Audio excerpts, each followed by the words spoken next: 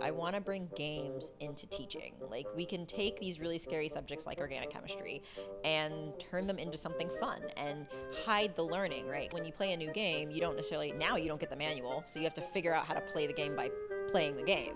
But it's a game, so you don't feel stressed out about, am I gonna fail? Am I gonna never finish this game? Unless you're playing like Doom, which never had a save point. Can I make it a game so students don't realize what they're learning, and we can look back and then go, hey, look at how much you've learned. You were totally capable of doing this. I am Courtney Sobers. I'm an assistant teaching professor in the chemistry department at Rutgers-Newark. I have been at Rutgers-Newark since 2017, and since then I have taught general chemistry 1 and 2 lab during the academic year, and then during the summers I've kind of bounced around to general chemistry lab or organic chemistry lecture.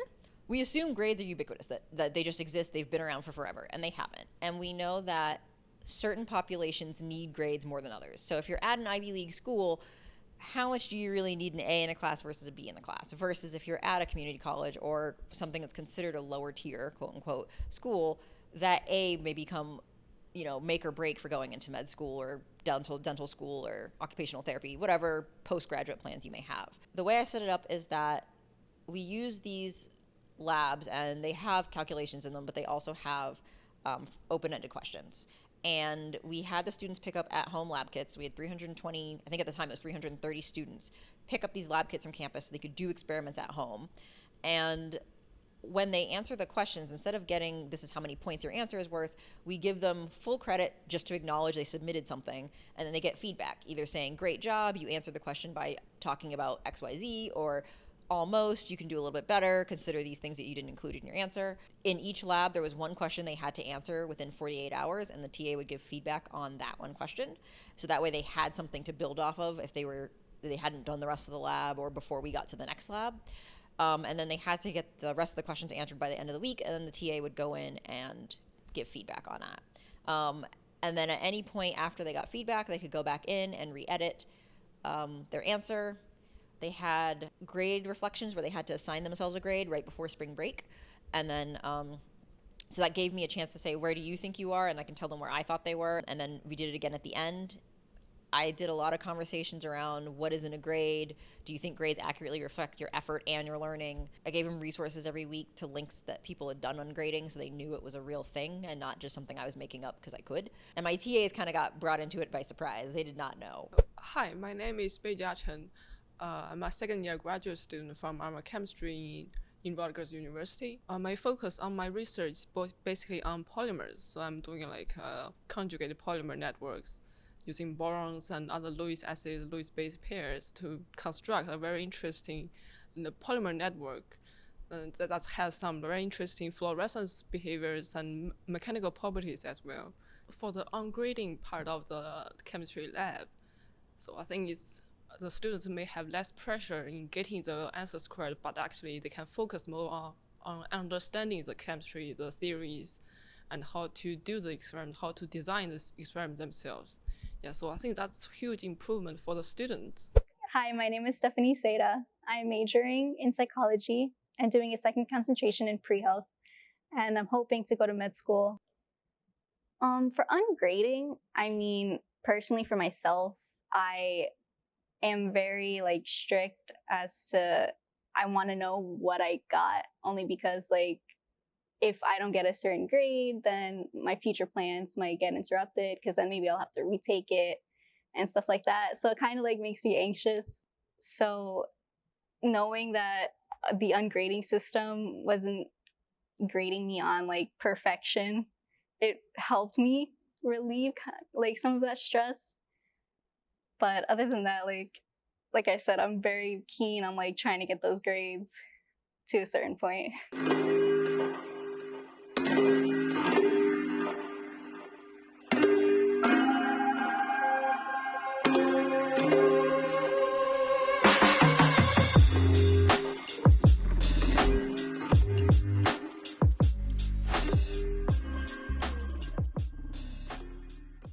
Am I allowed to ask questions during this? Yeah.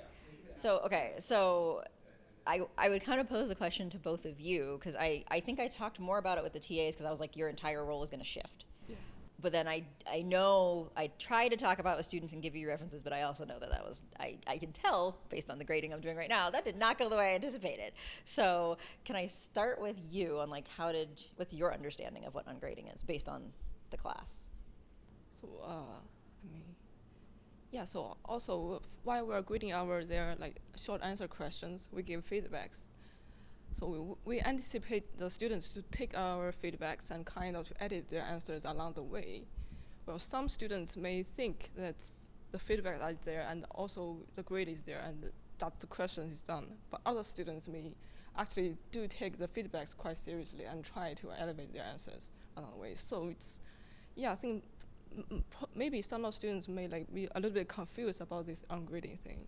They just, because there's still a grade that's next to our feedback, so just look at the grade and, well, that's all, that they think their grading is done. When you did the feedback, so I know I gave you pre-scripted, so some questions had pre-scripted feedback. Yes. How often did you supplement what I had already typed in? Because I never had student responses to fake the feedback, like the standards from, so. So it depends on the question, I think. Most of the scripts are pretty nice, but for the last two labs, I made some of the scripts myself. Yeah, 'cause the virtual labs, I need to think of a better way to how to let them know what the answer we're looking for. Yeah. But what about you? What was your understanding? So pretend you didn't hear what we just said. What was your understanding of it? So my understanding of ungrading was kind of the sense of where like how much effort you need to put in, or what kind of barriers there were. So like if there were any barriers, what will you do about it as a student? So are you going to talk to your TA? Are you going to listen to the responses that are coming back? And then, you know, like you said with ungrading, where you see the points still, but you expressed how even though we get these points, you could still restart the whole lab itself, and, you know, kind of gives the student like a sense of ease because of ungrading, where, you know, you don't specifically have to get the answer right the first time and you know, you pass or fail, where it's, you know, keep trying, you want us to understand the whole process rather than just getting an answer then moving on. Yeah, so that was my intention, which, you know, that worked out well. So I could talk on the experience from chemistry 1 lab to chemistry 2 lab with the TAs. So for this semester with my chemistry 2 lab, I definitely felt more comfortable with my TA, where I was able to freely ask questions whenever I needed to, compared to like my first time taking chemistry lab. I don't really know why there was such like a barrier with my TA in chemistry 1 and me, because they basically had the same format with what they needed to do with the students, maybe because since in person they probably felt overwhelmed with all of these students asking questions about maybe the same thing or whatever. But I know with my TA Yao, she helped me basically like all the time, where she was able to answer my questions. She was very nice about like if she didn't understand a student's question, she would say, can you like rephrase that? Or if she personally didn't know the answer, she would, you know, say, give me 1 moment, let me clarify so I don't give you the wrong type of information, which is really great because I don't want to be given information that they're not sure on and then I do it and it's wrong. But I guess from my lab 1, I think the TAs were just there to answer questions. But with my chemistry 2 TA, I guess the fact that she had to, that it was like online, and I'm not really sure, like there was a difference. It's just, it's really hard to explain. I don't know. Yeah, no, I mean, it's the remote definitely compounds Yeah. everything. So it's like, Do you feel like, because usually, yeah, if you're walking in lab, you're like, this is my time to ask questions. And yes, you can contact your TA outside of it, but like, it's different because you're moving from class to class and you can't kind of think of questions on the fly as you're working. So I can see that. Here's the question I always had. What did the content of the emails you got from students change?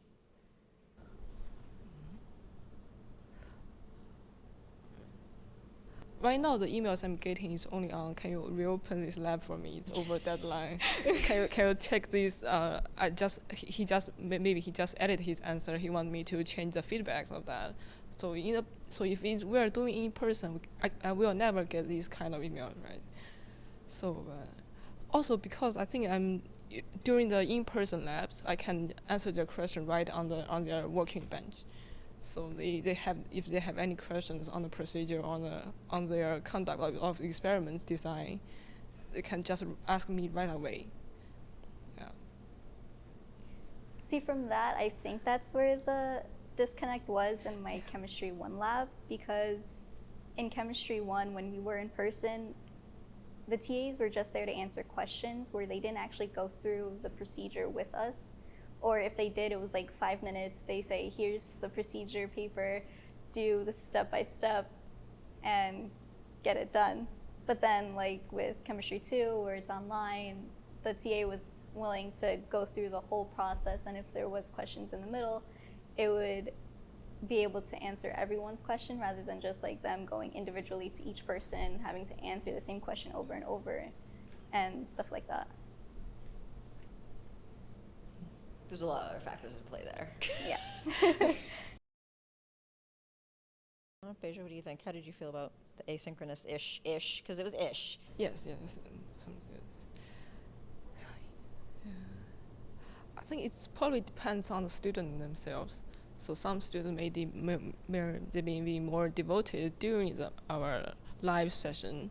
Some people may not.